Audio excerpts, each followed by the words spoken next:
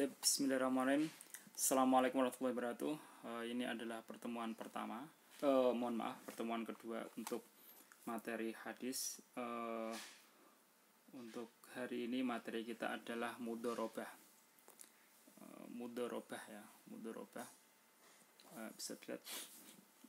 Mudharabah, apa itu mudharabah? Mudharabah ini adalah bagi hasil. Nah, bagi hasil.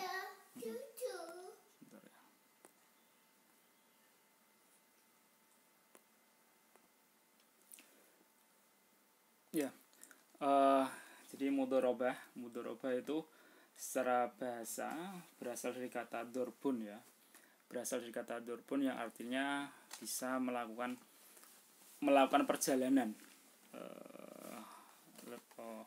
Sebenarnya artinya banyak. Jadi doroba yadribu dorban itu artinya banyak, bisa memukul juga bisa, melakukan perjalanan juga bisa. Dorbun itu juga bisa berarti contoh, permisalan ya, dan masih banyak arti dari doroba sendiri ini, doroba atau doroba yadribu dorban.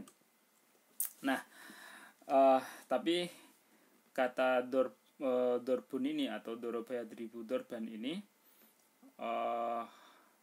diartikan dalam muamalah adalah suatu bentuk perniagaan bagi hasil. Nah, jadi niaga bagi hasil ini disebut sebagai mudharabah. Oke. Secara istilah mudharabah adalah akad kerjasama usaha antara dua pihak, di mana pihak pertama adalah pemilik modal, sedangkan pihak kedua adalah pengelola modal. Nah, dengan syarat bahwa hasil keuntungan yang diperoleh dibagi untuk kedua pihak sesuai dengan kesepakatan yang telah disepakati. Namun bila terjadi kerugian, ini ingat, bila terjadi kerugian, pengelola atau pengusaha itu tidak bertanggung jawab atas kerugian. Nah, jadi kerugian ditanggung oleh pemilik modal. Nah, kerugian ditanggung oleh pemilik modal. Nah, ini adalah mudharabah. Lalu muncul pertanyaan, kok kerugian itu ditanggung oleh pemilik modal? Ya, karena pemilik modal ini karena pengelola atau pengusaha itu sudah bekerja keras.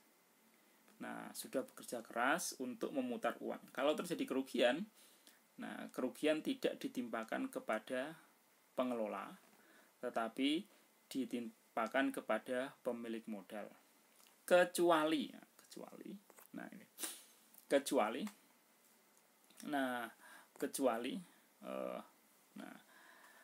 bila terjadi ta'adi, tafrid atau mukhalafat syurut. Nah, jadi kecuali bila terjadi ta'adi, tafrid atau mukhalafah surut. Apa maksudnya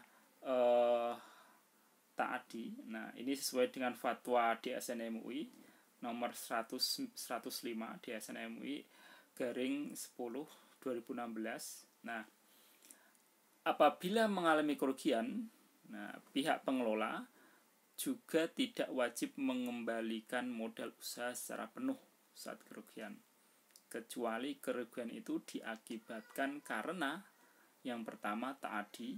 Apa itu ta'adi?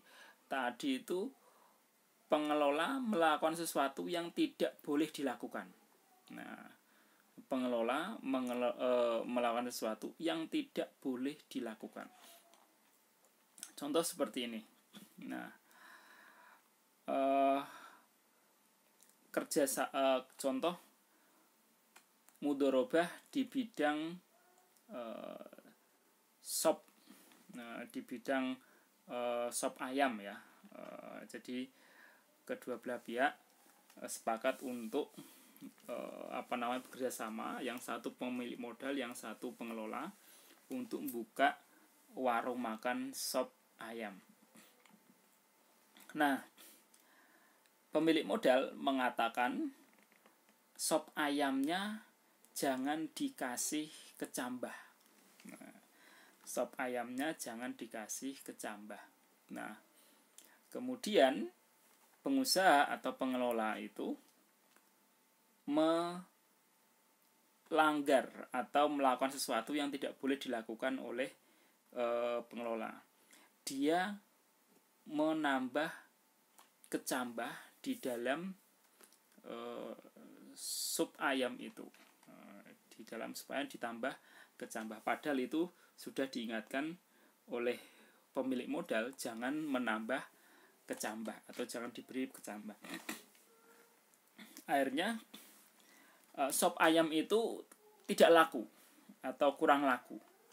Nah, karena kurang laku, maka tiap hari rugi. Nah, hingga bangkrut ya. Maka pengelola ini telah melakukan ta'adi, melakukan sesuatu yang tidak boleh dilakukan. Nah, yang tidak boleh dilakukan. Jadi dia melakukan sesuatu yang sudah diingatkan bahwa itu jangan dilakukan, yaitu jangan menambah kecambah. Tapi dia memaksa menambah kecambah, akhirnya rugi. Maka dalam hal ini pengelola wajib mengganti kerugian modal. Nah, kerugian modal wajib diganti karena dia telah melakukan ta'adi. Yang kedua, pengelola atau pengusaha itu melakukan tafrid. Melakukan tafrid. Apa itu melakukan tafrid? Melakukan tafrid itu dia tidak melakukan apa yang diperintahkan atau tidak melakukan apa yang seharusnya diperintahkan. Nah, contoh, dia diperintahkan untuk membuka, contoh ya, dia diperintahkan untuk tetap buka pada hari Ahad. Nah, tetap buka tokonya pada hari Ahad. Nah, ternyata pengelola itu tidak melakukan yang harus dilakukan. Itu seharusnya dia tetap buka tokonya pada hari Ahad. Itu karena apa? Karena hari Ahad itu ramai. Nah, tapi dia tidak mau melakukan. Nah, padahal itu ramai hingga akhirnya tokonya rugi. Dalam 2 bulan tokonya rugi karena apa? Seharusnya kerugian pada hari Senin, Selasa, Rabu, Kamis bisa ditutup dengan dibukanya toko pada hari Ahad, tapi ternyata pengelola tidak mau membuka toko pada hari Ahad. Nah, maka dia telah melakukan tafrid, yaitu apa? Tidak melakukan sesuatu yang harus dilakukan. Nah, maka bila terjadi kerugian terhadap modal yang di-store, nah hal ini harus ditanggung oleh pengelola atau pengusaha itu. Nah, yang ketiga, pengelola itu wajib mengganti kerugian kalau dia melanggar syarat. Syarat itu apa? Syarat itu sesuatu yang telah ditetapkan. Nah, contoh sesuatu yang telah ditetapkan sebelumnya. Contoh seperti ini. Pemilik modal mengatakan kepada pengelola, kamu akan saya kasih uang untuk modal sop ayam, membuka toko sop ayam, tapi dengan syarat kamu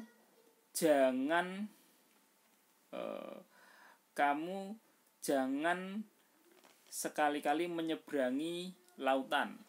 Nah, karena saya takut kalau kamu menyeberangi lautan, nanti kamu misalnya tenggelam, itu nanti saya rugi. Atau kamu sakit, kamu nanti bisa rugi. Nah, maka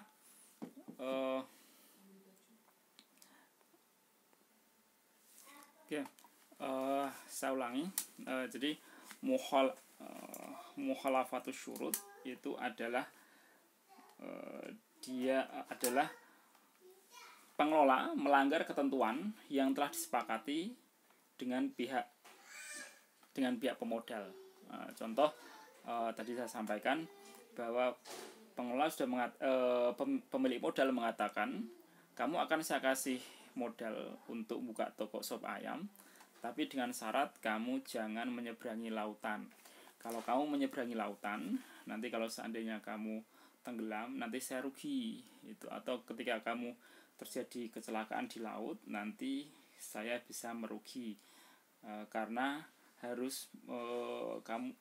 kamu harus masuk rumah sakit, atau kamu harus masuk perawatan, kemudian toko tidak ada yang jaga, sehingga nanti saya bisa rugi. Nah, maka kamu jangan menyeberangi lautan.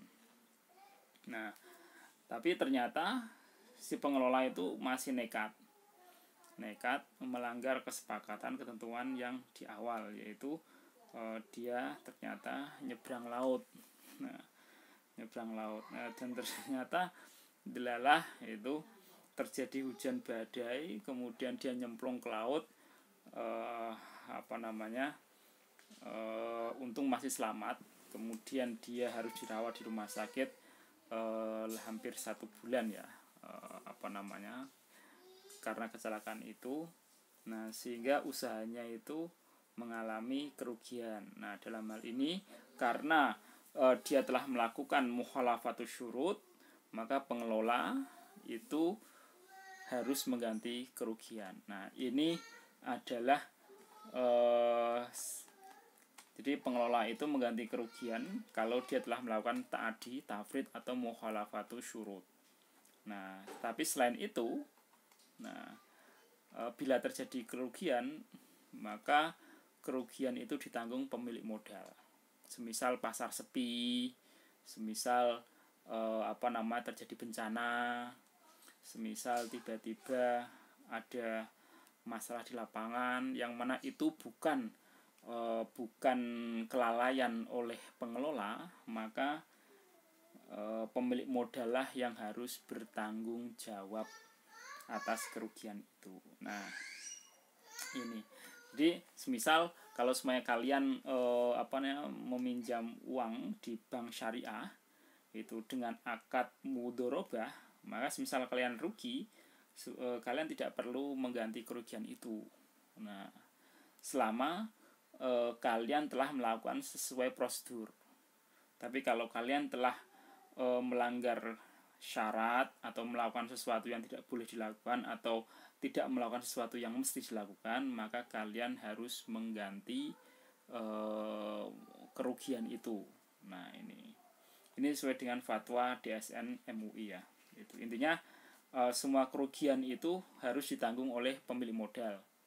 Nah, entah itu dia rugi karena pasar sepi, atau karena bencana, atau karena tiba-tiba ada krisis moneter, atau krisis apa. Nah, itu maka pemilik modal lah yang harus mengganti kerugian. Tapi kalau pengelola itu melakukan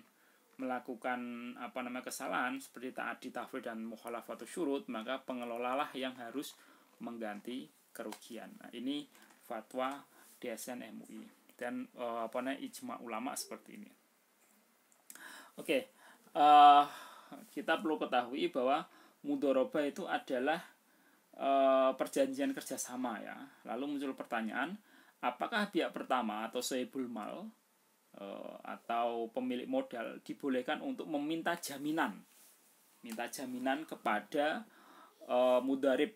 Mudharib itu apa? Pengelola. Semisal bank, atau bank akad kerjasama dengan pengusaha itu, kemudian bank meminta jaminan modal. Nah, apakah itu diperbolehkan? Nah, menurut ijma ulama itu tidak diperbolehkan. Jadi ulama klasik mengatakan bahwa sahibul mal atau pemilik modal tidak boleh meminta jaminan kepada pihak pengelola atau pihak mudharib. Karena apa? Karena akad mudharabah merupakan kerjasama, di mana pada dasarnya adalah kedua pihak berkontribusi modal dan saling membutuhkan, saling percaya dalam menjalankan suatu usaha. Oleh karena itu, tidak etis jika eh, jika jika pengusaha itu atau pengelola itu dibebankan untuk menyediakan jaminan atas modal yang diberikan oleh pihak pertama. Nah, ini akad mudharabah. Jadi mudharabah itu tanpa jaminan ya, tanpa jaminan. Ini perlu diingat. Jadi kalau akad mudharabah, semisal pemilik modal memberikan modalnya kepada pengusaha, maka pengusaha itu tidak perlu memberikan jaminan berupa agunan tanah atau BWKB atau dan lain sebagainya kepada pemberi modal, karena menurut ulama pengelola atau pengusaha itu sudah mengusahakan untuk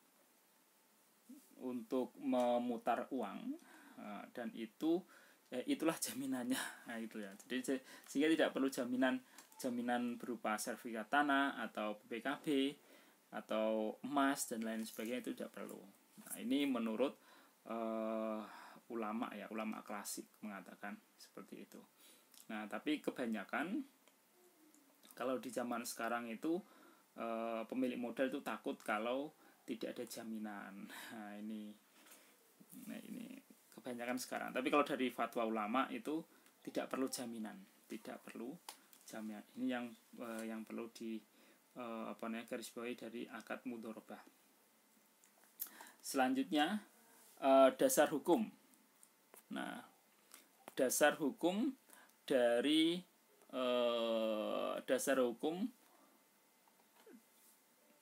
Al-Quran terhadap akad mudharabah. Yang pertama, dalil Al-Quran, Allah berfirman, laisa alaikum junahun antabtagu fadlan mir rabbikum. Tidak dosa bagi kalian untuk mencari karunia, rezeki dari Allah. Nah, jadi kita tidak berdosa ketika kita mencari rezeki, mencari uang, mencari karunia dari Allah, itu tidak dosa. Nah, ini jadi kalau ada yang mengatakan nyari uang itu haram, itu keliru. Itu keliru ya. Yang benar adalah dilarang mencari uang dengan cara yang haram. Nah, dengan cara menzolimi itu tidak boleh. Tapi mencari uang sendiri itu tidak dosa. Ini surat Al-Baqarah ayat 198. Kemudian Allah berfirman, alimaan sayakunu minkum mardo wa akharuna yadribuna fil ardi yabtaguna min fadlillah. Allah mau mengetahui bahwa di antara kalian itu tentu ada orang yang sakit. Nah, ada orang yang sakit, ada orang yang sedang sakit, dan ada orang-orang yang berjalan di muka bumi mencari sebagian karunia dari Allah. Nah, ini dalilnya. Jadi Allah itu tahu bahwa sebagian dari kalian itu juga ada yang sakit, dan sebagian dari kalian itu ada yang mencari rizki dari Allah. Maka mencari rizki itu tidak dosa ya, tidak dosa. Itu kalau ada orang mengatakan, orang kalau duit terus ya tidak masalah, duit tidak masalah ya. Yang jelas itu jangan melalaikan ibadah, jangan menghina agama, jangan merendahkan agama. Mencari harta itu tidak dilarang. Selanjutnya Allah berfirman, wa idza qudiyatis shalah fantashiru fil ardi wabtagu min fadlillah. Ini malah perintah untuk mencari harta ya. Tapi dengan syarat ibadah itu harus ditunaikan dahulu. Allah berfirman, apabila kalian telah menunaikan sholat, dalam hal ini adalah sholat Jumat, maka bertebarkanlah.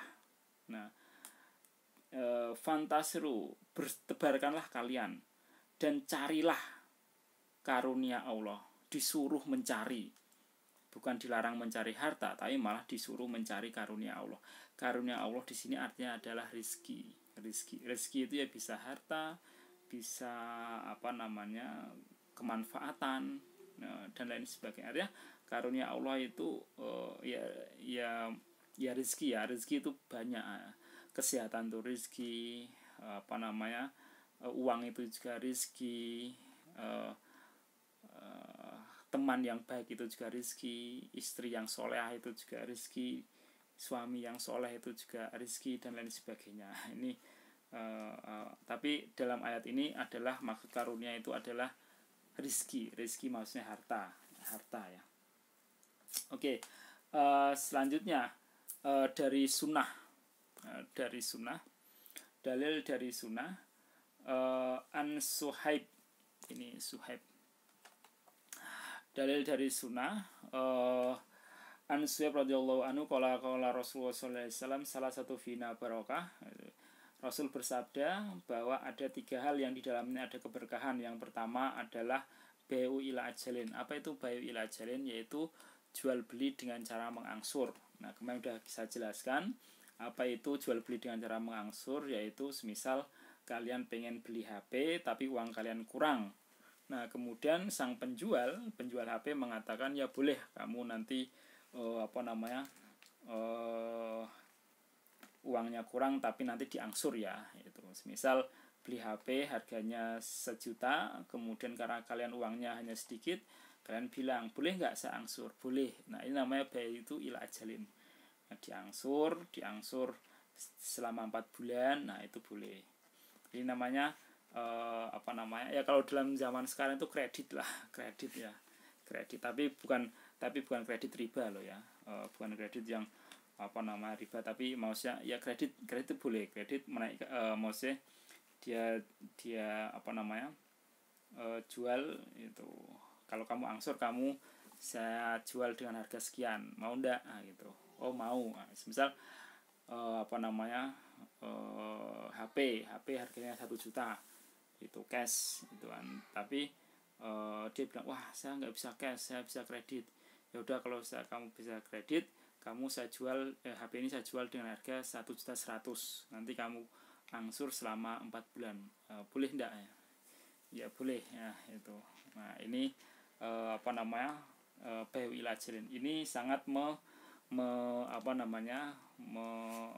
membantu orang yang sedang membutuhkan barang. Nah, tapi tentu harganya tidak melipat gandakan harga dengan tidak wajar gitu ya. Dan paling bagus memang harganya tidak naik gitu. Tapi kalaupun naik itu dinaikkan, itu ya dibolehkan, tapi tidak terlalu banyak gitu. Oke, yang kedua adalah muqaradhah. Ya, di dalam yang dua adalah muqaradhah. Muqaradhah itu apa? Muqaradhah itu adalah muqaradhah itu sama dengan mudharabah ya. Muqaradhah itu sama dengan mudharabah.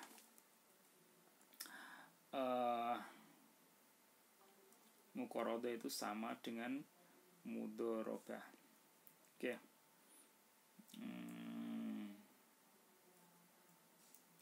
Sebentar. Muqaradhah itu sama dengan mudharabah. Jadi yang ketiga adalah khaltul burri bisyair lil bait la lil bait. Jadi yang ketiga adalah mencampurkan gandum dengan tepung. Nah, jemawut itu sebesar kayak tepung tapi agak nggak enak. Itu untuk keperluan rumah tangga, bukan untuk dijual. Nah, ini di dalamnya ada keberkahan. Jadi ada keberkahan, yaitu apa? Yang pertama adalah jual beli secara angsur. Yang kedua adalah muqaradhah. Muqaradhah itu mudharabah bagi hasil. Nah, ini ada keberkahan. Ini dalilnya tadi, dalil mudharabah itu termasuk di dalamnya ada keberkahan, itu yang muqaradhah atau mudharabah. Yang ketiga adalah khaltul burri bisyair, yaitu mencampurkan gandum dengan tepung. Nah, ini ada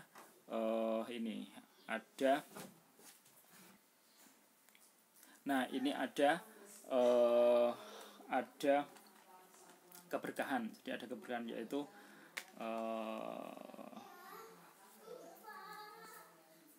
pembelian dengan angsuran. Yang kedua adalah bagi hasil, dan yang ketiga adalah mencampurkan gandum dengan jemawut. Nah, ini maksudnya apa? Gandum dengan jemawat kalau dicampurkan itu dia akan bertambah banyak, sehingga kalian akan akan bisa bertahan hidup lebih lama dan akan lebih hemat. Nah, ini ada keberkahan. Selanjutnya Rasul bersabda, ini Ibni Abbas radhiyallahu anhuma qala, Abbas itu berkata, karena Abbas bin Abdul Muthalib idza dafa amalan mudharabah ishtarata ala sahibi alla yasluku bi bahran wa la yanzilu bihi wadiyan wa la yashtari bi dzata kabdin rutbah fa in fa'ala fa huwa domin farafa syurutu ila Rasulullah sallallahu alaihi wasallam fa ajazahu. Nah, jadi Abbas bin Abdul Muthalib. Dia mengatakan Abbas bin Abdul Muthalib jika memberikan sejumlah dana secara mudharabah, dia mempersyaratkan kepada mudharibnya atau pengelola dana itu agar tidak mengarungi lautan dan tidak menuri lembah dan pula tidak membeli hewan ternak. Nah, apabila pengelola uang itu melakukan ketiga hal itu atau melakukan salah satu dari tiga hal itu, maka dia harus menjamin modal pokoknya. Itu pokok modalnya itu harus dijamin. Jadi kalau semuanya terjadi apa-apa, maka dia harus mengembalikan utuh modal yang ia punya, yang ia berikan.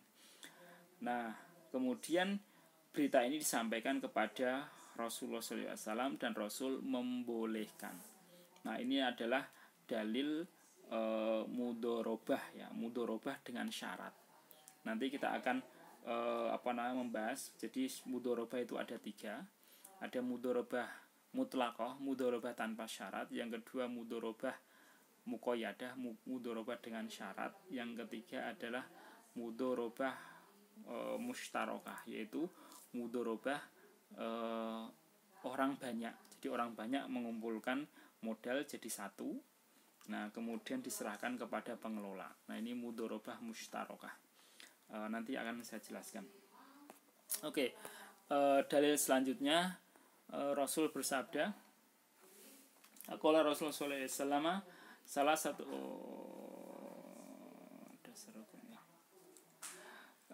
selanjutnya adalah annahu Rasulullah sallallahu alaihi wasallam daraba li Khadijah radhiyallahu taala anha bimalia ila Sam. Jadi Rasulullah SAW menjalankan bisnis Khadijah dengan berbagi keuntungan ketika membawa barang dagangannya ke Syam atau ke Suriah. Nah, wa an qadzat ma'ahu abdaha Maisarah. Nah, dan Rasul menjalankan bisnis itu dibantu budaknya Khadijah, yaitu siapa? Maisarah. Nah, qabila an yatazawwaja binahwi syahraini wasanatan. Nah, yaitu 1 tahun 2 bulan. Artinya Rasul melakukan mudharabah itu, bagi hasil itu, selama 1 tahun 2 bulan sebelum Rasulullah menikah dengan Khadijah. Nah, pada waktu itu Rasulullah berumur sekitar 25 tahun. Nah, ini hadis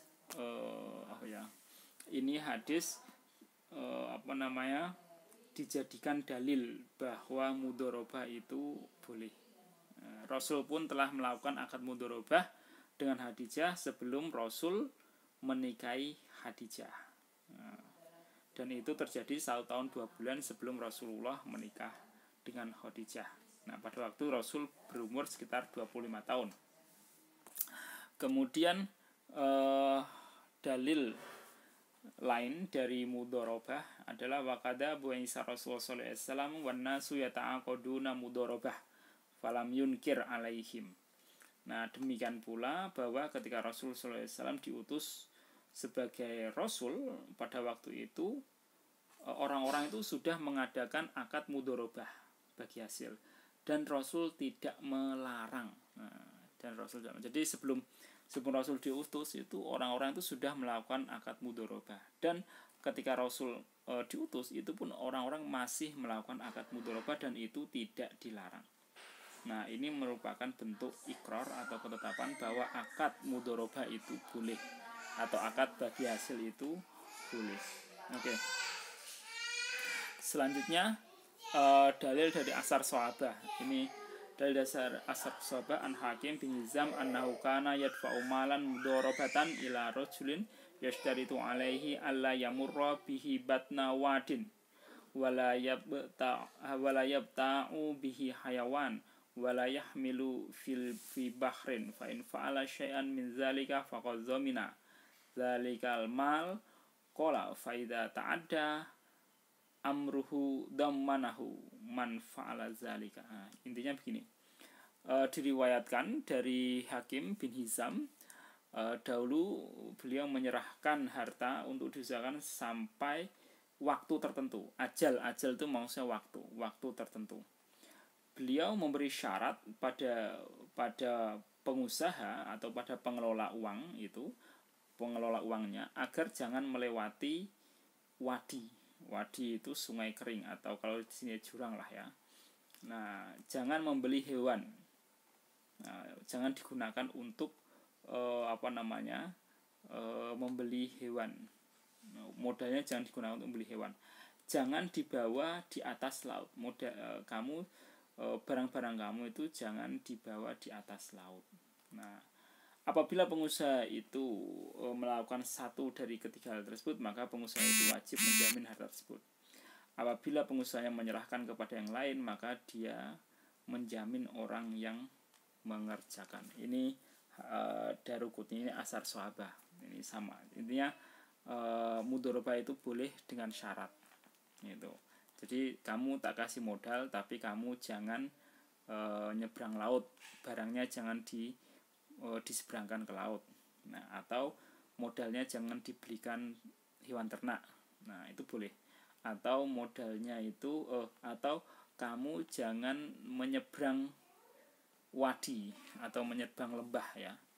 Wadi itu lembah yang telah mengering airnya. Nah, karena apa?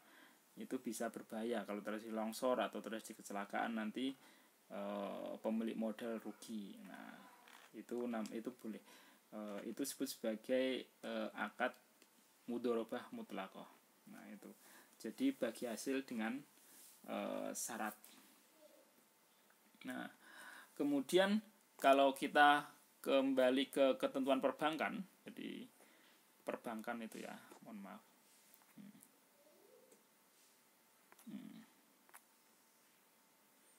Ini ketentuan perbankan. Nah, ini. Oke, beberapa ketentuan umum mudharabah dalam perbankan. Yang pertama, jumlah modal yang diserahkan pada nasabah selaku pelanggan harus diserahkan secara tunai. Nah, jadi dalam perbankan itu akad mudharabah, dalam akad mudharabah modal yang diserahkan kepada nasabah atau kepada nasabah harus diserahkan secara tunai. Nah, dapat berupa uang boleh atau berupa barang yang dinyatakan dalam satuan uang. Ini yang kedua, hasil dan pengelolaan modal pembiayaan mudharabah dapat diperhitungkan dari keuntungan bersih ataupun juga boleh dihitung dari untung kotor. Nah, ini tergantung kesepakatan. Jadi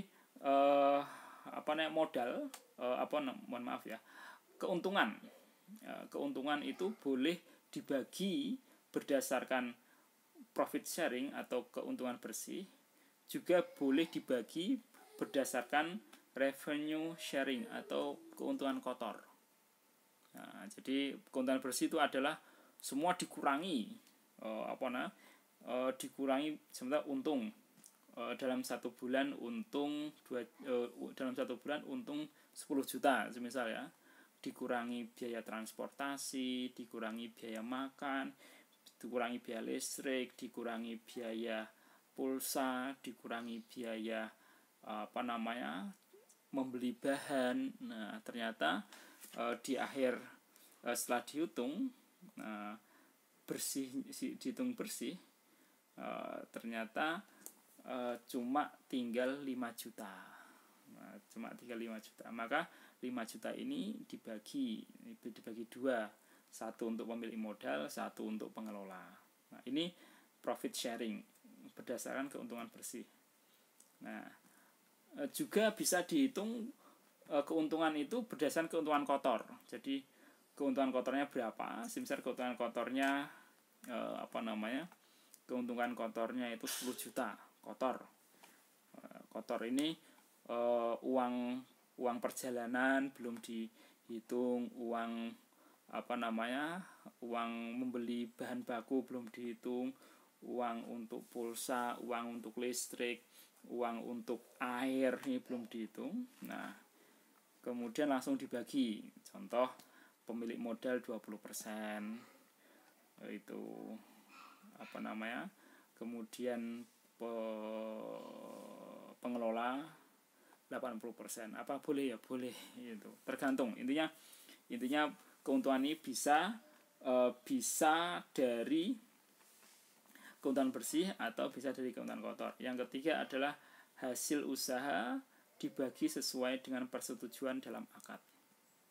Ya, jadi hasil usaha dibagi sesuai dengan akad. Boleh per bulan, boleh 3 bulan, boleh 1 tahun. Nah, ini boleh per bulan dibagi hasilnya, boleh per bulan, boleh 3 bulan, boleh 6 bulan sekali, boleh 1 tahun sekali. Nah, itu tergantung kesepakatan. Kemudian yang keempat, bank berhak melakukan pengawasan terhadap pekerjaan, namun tidak berhak mencampuri urusan pekerjaan nasabah. Jadi boleh mengawasi, tapi tidak boleh ikut campur. Kalau sudah deal, sepakat, jadi syarat itu harus ada di depan, ya. Tidak boleh dia syarat itu ketika sudah jalan.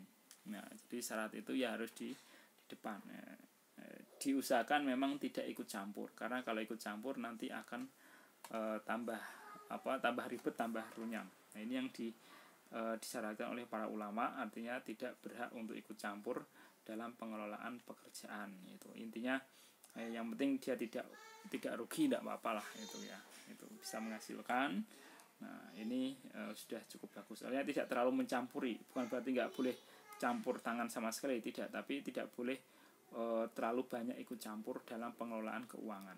Dalam pengelolaan usaha itu tidak boleh banyak ikut campur. Oke, selanjutnya adalah rukun mudharabah. Rukun mudharabah, ini rukun mudharabah. Menurut jumhur ulama ada 3. Yang pertama adanya 2 pihak yang berakad atau akidah ini. Akidah ini hendaklah orang yang sudah akil balik ini ya minimal umur 15 tahun lah, ya. Kemudian bukan orang yang dipaksa. Udah, kamu tak kasih modal, engkau nanti kamu bagi hasil. Nah, ini tidak boleh dipaksa. Ya itu atas kehendak mereka kedua belah pihak. Pihak pemodal tidak boleh memaksa. Tidak boleh memaksa. Kamu tak kasih modal, nanti kamu usaha. Itu kamu harus mau. Nah, ini tidak boleh. Atau Pak, minta modal, itu harus mau kamu. Nah, ini tidak boleh. Intinya tidak boleh ada unsur paksaan. Nah, kemudian kedua belah pihak itu harus sehat jasmani dan rohani. Ya, bukan orang yang sakit, bukan orang yang gila, bukan pula orang yang tidak paham hukum. Nah, jadi semisal dia tidak tahu semisal dia bukanlah orang yang paham mengenai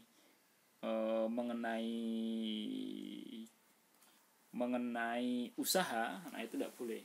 Karena apa? Nanti akan rawan untuk ditipu. Maka syarat untuk dua belah pihak yang berakad itu dia harus paham hukum, paham proses, paham bisnis. Nah, kalau tidak paham, ini tidak disarankan karena hanya akan merugi. Jadi harus paham, harus sehat, berakal, kemudian tidak dipaksa, kemudian mampu membedakan yang baik dan buruk, kemudian paham hukum, paham bisnis, paham ilmu tentang dunia bisnis. Nah, ini dibolehkan seperti itu. Yang kedua adalah rukun yang kedua adalah modal, harus ada modal. Nah, modal itu yang pertama harus berupa uang seperti dinar, dirham atau sejenisnya, sesuatu yang memungkinkan dalam perkongsian ya, harus berupa uang. Ini apakah boleh berupa barang? Ya boleh pula itu. Tapi kalaupun berupa barang itu harus bisa diukur dengan uang. Contoh dikasih modal gerobak, peralatan masak dan bahan baku siomay semisal. Nah, tapi walaupun tetap dia tidak dikasih modal uang, tetap modal itu yang berupa barang itu harus diukur dengan uang. Nah, sehingga nanti jelas kalau terjadi kerugian itu bisa diukur kerugian itu. Yang kedua, modal harus diketahui, harus jelas dan memiliki ukuran. Tadi sudah saya sampaikan, jadi modal itu harus jelas. Jadi walaupun dia modalnya berupa barang, tetap dia harus memiliki ukuran, dapat diukur. Nah, semisal gerobak dan segala isinya itu totalnya 20 juta. Nah, ini kan bisa diukur. Nah, totalnya 25 juta. Nah, ini bisa diukur. Tapi tidak boleh wis tak kayak modal ini yang penting kamu jalan, ini tidak boleh. Tetap harus ada ukuran uangnya itu. Selanjutnya yang ketiga, bukan dari hutang. Jadi tidak boleh mudharabah itu uang hutang. Jadi semisal kalian hutang seseorang, kemudian uang hutang itu kalian minta ke orang lain untuk diputar. Nah, ini tidak boleh. Nah, ini tidak dibolehkan. Nah, kecuali kalau semuanya itu kecuali barang yang dititipkan dan orang itu sudah mengikhlaskan. Nah, misal ada orang titip uang ke kalian dan kalian dikasih amanah, silahkan uang ini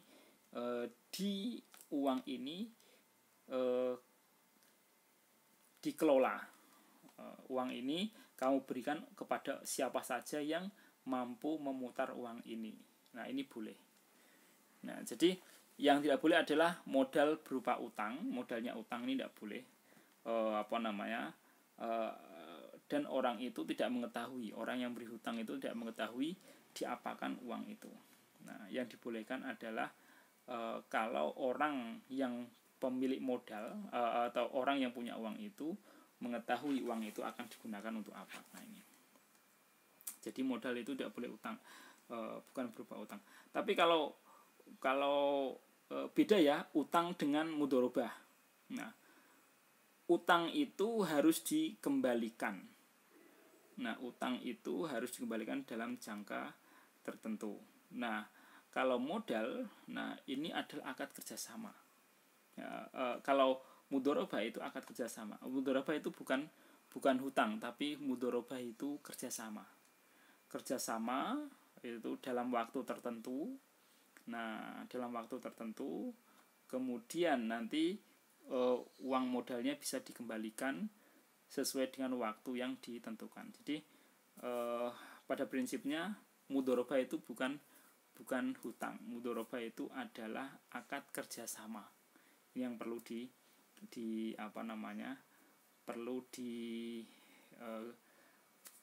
perhatikan. Jadi kalau hutang itu harus dikembalikan. Nah, harus dikembalikan, entah itu diangsur cara pengembaliannya. Nah, tapi dan hutang itu tidak boleh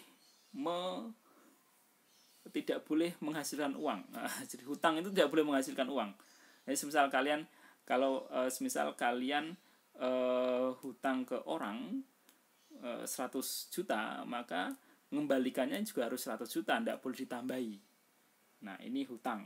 Tapi kalau mudharabah, nah kalian kerjasama dengan orang pemilik modal. Nah, misal kerjasama 100 juta, maka harus kalian putar, kemudian kalian untungnya dibagi 2. Nah, untungnya dibagi 2 dalam masa tertentu. Contoh bagi hasil selama 1 tahun, bagi hasil selama 5 tahun. Nah, ini boleh. Nah, tapi ingat, utang itu tidak tidak ada tambahan ketika dikembalikan. Nah, beda utang dengan mudharabah beda. Selanjutnya adalah modal harus diberikan kepada pengusaha. Hal itu dimaksudkan agar pengusaha dapat mengusahakannya. Di modal itu harus diberikan penuh kepada pengusaha. Nah, ini. Kemudian yang ketiga, rukun yang ketiga adanya sigot. Sigot itu saya menyerahkan modal ini. Nah, ini sigot. Saya menerima modal ini. Nah, ini namanya sigot, ijab qabul. Nah, ijab qabul ya. Jadi pemilik modal mengatakan saya memberikan modal ini ke kamu. Nah, pengelola itu mengatakan ya saya menerima modal ini dan akan saya tasarufkan dengan baik. Nah, ini. Selanjutnya syarat selanjutnya ini sudah saya jenis mudharabah. Nah, jenis mudharabah ini tadi saya katakan mudharabah mutlaqah, mudharabah muqayyadah, dan mudharabah mustarakah. Mudharabah mutlaqah itu bagi hasil tanpa syarat. Jadi pemilik modal memberikan uangnya, memberikan modalnya kepada pengelola tanpa syarat. Terserah kamu pakai buat apa. Terserah uang itu digunakan untuk bisnis apa. Ini namanya mudharabah mutlaqah. Mudharabah muqayyadah itu dengan syarat. Misal tadi saya katakan, ini saya kasih modal, tapi kamu harus jualan di samping kantor polisi. Nah, contoh, apakah boleh? Boleh. Ini saya kasih modal, tapi kamu harus jualan bakpao. Contoh, apa boleh? Boleh. Ini saya kasih modal, tapi kamu harus jualan batagor. Apakah boleh? Boleh. Ini namanya mudharabah mutlaqah. Jadi dana, lokasi, cara, objek investasi, sektor usaha, apapun syarat itu termasuk bagian dari akad mudharabah muqayyadah. Jadi mudharabah dengan syarat. Nah, mudharabah muqayyadah kalau dalam perbankan itu ada dua. Ada muqayyadah on balance sheets ya, jadi semisal ada orang miliuner kaya raya, dia punya uang 5 miliar contoh ya, 5 miliar. Kemudian dia datang ke bank, ini saya punya uang 5 miliar. Ini saya titipkan ke bank ini untuk diputar di akad mudharabah. Tapi saya ingin uang 5 miliar ini diputar di sektor property development, perumahan. Nah, apakah boleh? Boleh. Ini namanya mudharabah muqayyadah on balance sheet dengan syarat-syarat tertentu. Nah, ini tak kasih uang 5 miliar, tapi ini saya kasih uang 5 miliar untuk akad untuk mudharabah, tapi uang ini tolong diputar di akad mudharabah di sektor bisnis pakaian. Apakah boleh? Boleh. Nah, jadi nanti bank akan menyalurkan ke nasabah-nasabah yang punya bisnis pakaian dengan akad mudharabah. Nah, yang kedua adalah mudharabah muqayyadah on off balance sheets. Off balance sheets ini adalah semisal kalian datang ke bank itu. Bank itu hanya sebagai perantara saja. Nah, sebagai perantara saja. Dan dia mempertemukan antara kalian dengan orang yang akan disalurkan dananya. Contoh misal kalian punya uang 5 miliar, kemudian kalian datang ke bank, kemudian kalian mengatakan seperti ini, "Bang, ini saya punya uang 5 miliar, terserah kamu mau putar di sektor apa, terserah, tapi yang jelas saya hanya pengen ketemu orang yang akan kamu belikan modal uang ini." Nah, ini namanya off balance sheet. Jadi bank itu hanya sebagai perantara saja. bank sebagai perantara antara kalian sebagai nasabah yang punya modal, kemudian bank itu sebagai perantara terhadap orang dari kalian terhadap kepada jadi bank itu sebagai perantara dari kalian terhadap orang yang akan menjalankan modal kalian. Nah, ini namanya off balance sheet. Jenis mudharabah off balance sheet. Jadi bank itu sebagai perantara. Jadi kalau muqayyadah on balance sheet, jadi kalian memberikan syarat kepada bank, yaitu kalau off balance sheet kalian memberikan syarat, tapi bank itu hanya sebagai perantara saja. Yang ketiga adalah mudharabah mushtarakah. Mudharabah mushtarakah itu adalah jenis misal kalian 4 orang ngumpulin uang 10 juta, terkumpullah 40 juta. Nah, setelah terkumpul 40 juta, kalian berempat mencari orang untuk mengelola uang kalian yang 40 juta itu. Ini namanya mushtarakah. Jadi kalian berserikat dalam modal untuk diberikan modalnya itu kepada orang yang menjalankan bisnis. Kemudian selanjutnya sifat mudharabah. Ulama sepakat bahwa akad dalam mudharabah itu sebelum dijalankan itu termasuk akad yang tidak lazim, tidak bisa diwariskan. Jadi sebelum akad terjadi itu nggak bisa diwariskan. Tapi kalau sudah terjadi, nah ini beda pendapat. Ada yang mengatakan akad mudharabah bisa diwariskan, ada yang mengatakan akad mudharabah itu tidak bisa diwariskan. Kalau itu sudah deal, contoh kalian punya 5 juta, kalian punya uang 100 juta. Kemudian uang itu kalian berikan ke pengelola untuk diputar di sektor jual beli sepatu. Nah, misal untuk diputar di toko sepatu. Nah, tiba-tiba mohon maaf, salah satu dari pengelola modal atau pemilik modal itu meninggal, maka ulama mengatakan ketika salah satu ada yang meninggal, nah itu ulama yang pertama mengatakan itu boleh diwariskan.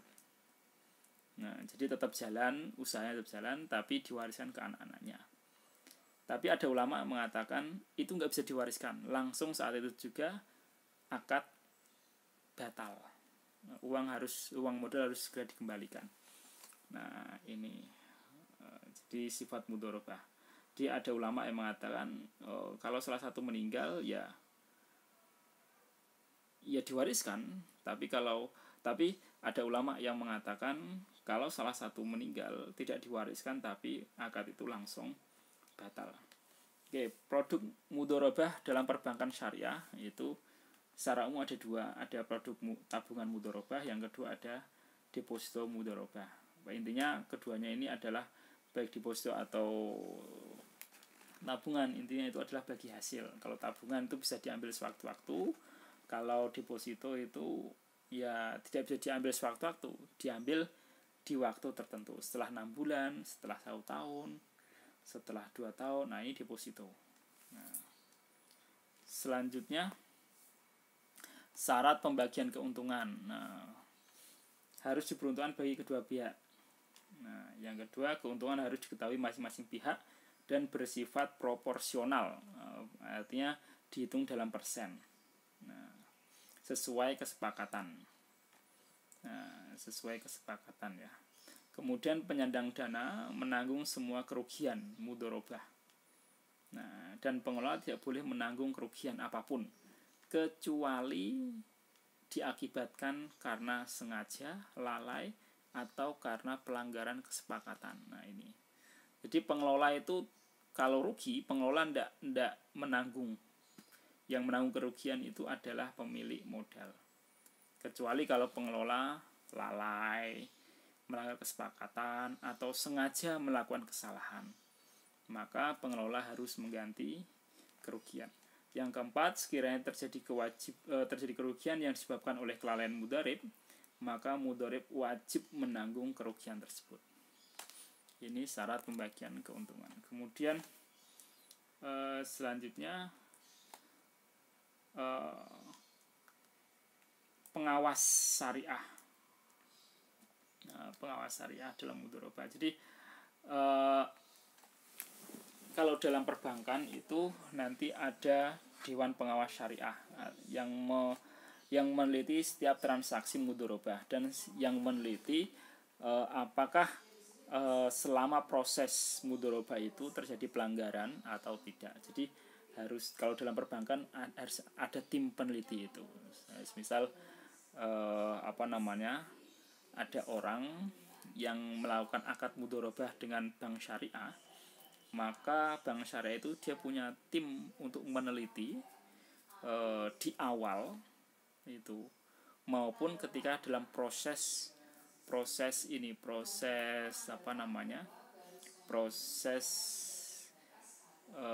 bisnis itu dikelola. Jadi apa yang meneliti apakah pemberian informasi secara lengkap disampaikan oleh bank kepada nasabah, baik secara tertulis, lisan, persyaratan pembiayaan mudharabah telah dilakukan. Nah, itu diteliti. Menguji apakah perhitungan bagi hasil telah dilakukan sesuai prinsip syariah. Nah, memastikan adanya persetujuan para pihak dalam perjanjian pembiayaan mudharabah. Yang keempat, memastikan terpenuhinya rukun dan syarat mudharabah. Yang kelima, memastikan bahwa kegiatan investasi yang dibiayai tidak termasuk jenis kegiatan usaha yang bertentangan dengan syariah. Jadi kalau semuanya akad mudharabah dengan perbankan syariah ini sudah ada tim pengawas transaksi mudharabah, tim pengawas syariah untuk transaksi mudharabah. Oke. Yang terakhir adalah perkara yang membatalkan mudharabah. Yang pertama adalah pembatalan, larangan berusaha, pemecatan. Yaitu apa? Yang pertama, hal-hal yang membatalkan mudharabah. Yang pertama, salah satu dari pihak mengundurkan diri, maka itu batal. Nah, pemecatan atau larangan dari salah satu pihak, nah ini batal. Artinya ketika salah satu dari kedua pihak itu mengundurkan diri atau membatalkan perjanjian, maka secara otomatis akad mudharabah itu batal. Yang kedua adalah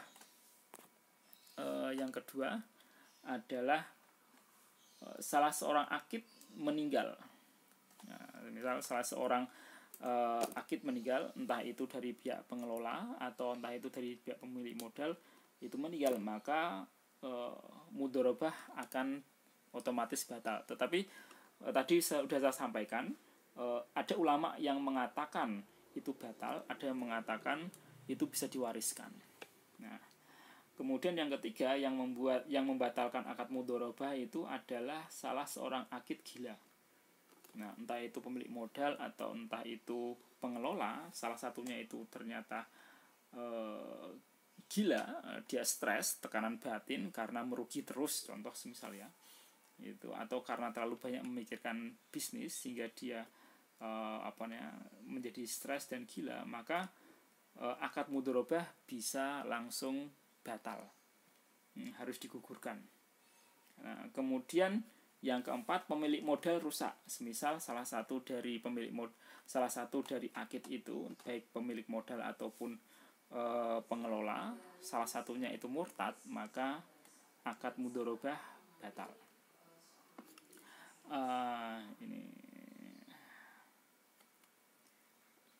Yang kelima, modal rusak sebelum sampai di tangan pengusaha.